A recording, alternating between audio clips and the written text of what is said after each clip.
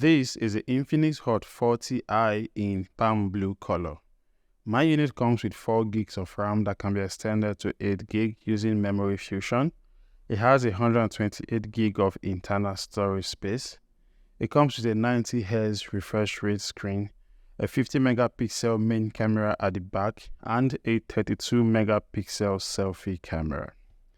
Now, the specifications of the Infinix Hot 40i looks really good on papers, but after using this phone for 2 days, I just get to understand the fact that, honestly, specifications on paper doesn't really tell the story. And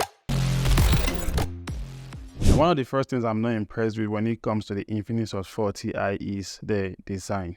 It's so generic and common that if you are holding an Infinix, Tecno, or Itel phone, you really will not be able to tell this difference. Personally, I love this design. It looks like an iPhone, and of course, it's going to appeal to a lot of younger audience. But these guys in Transsion Holding, the parent company for Infinix, Itel, and Tecno, should know that too much of everything is bad. So if you love this design too much, why don't just use it for only your Infinix phones? Then maybe you copy Samsung designs for your Tecno phones and copy Motorola or Nokia design for your Itel phones. Just something that will make it different so that we can actually have something to talk about. I know it looks like I'm ranting, but really that is exactly how I feel about the design. Now, secondly, the Infinix Hot 40i comes with a glossy side. Every part of this device apart from the screen is made from recycled plastic, which is cool for an entry-level phone, but honestly, the glossy side for me is a no-no.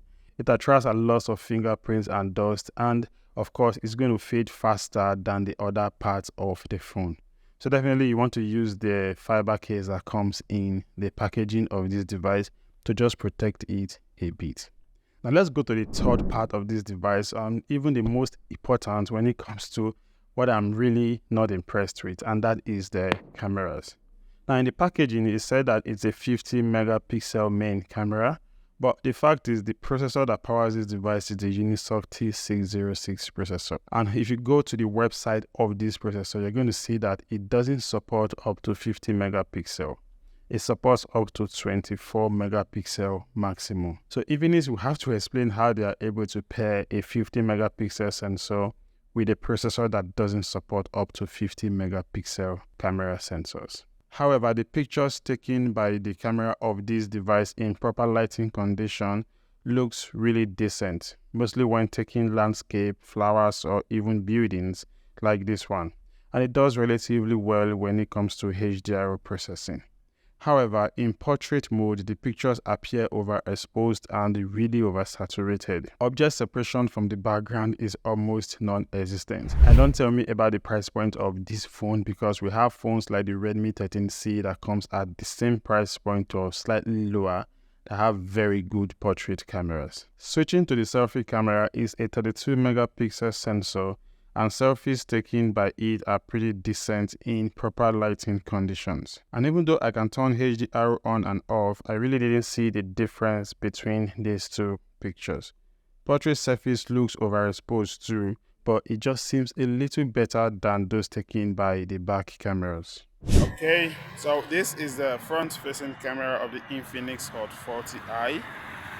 It's a 32 megapixel sensor and can shoot at highest 1080p 30 fps. So what do you think about the quality of the video? Yeah, it's a bit noisy, so what about the sound, audio quality? And also, how does it handle dynamic range? Not really good for a 32 megapixel sensor. I don't know, but you just let me know what your thoughts are in the comment section. For videos, both the front and back cameras can shoot at maximum 1080p at 30 fps. Of course, there is no form of stabilization at all, which is fine for a low entry phone like this one. And like I mentioned before, the processor that powers this device is the Unisoc T606 processor, which is quite common in devices that are priced at this range. We have it in the Infinix Smart 8 and the Tecno Pop 8 also. It's a pretty decent 12nm processor that can handle basic smartphone operations very well and even light gaming. But when it comes to high graphics gaming, it definitely will struggle a bit. so you don't want to expect a very good gaming experience, mostly if you are into high graphics gaming like Call of Duty Mobile, Genshin Impact and the rest.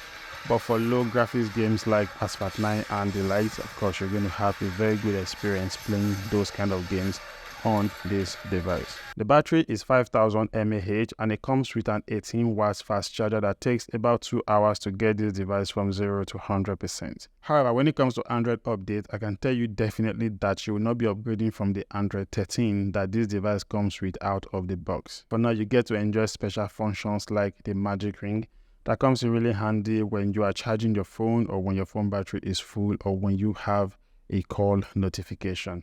The display on the Infinix Hot 40i is a 720 pixel 6.6 inches IPS LCD display that refreshes at 90 Hz. 90 Hz is gradually becoming the norm right now, and that means you enjoy more fluid and smooth scrolling between applications. And then also the peak brightness is about 500 nits, so really not a great device you want to use under direct sunlight. For cutout around the phone, to your right, you get the fingerprint sensor that also duals as the lock button. You also have a single bar volume rocker keys, and to the left you have a SIM card tray that houses, of course, dual nano SIM cards and a space for external memory card. Underneath it, we have a singular speaker, the microphone, the 3.5mm headphone jack, and also the USB Type-C charging port.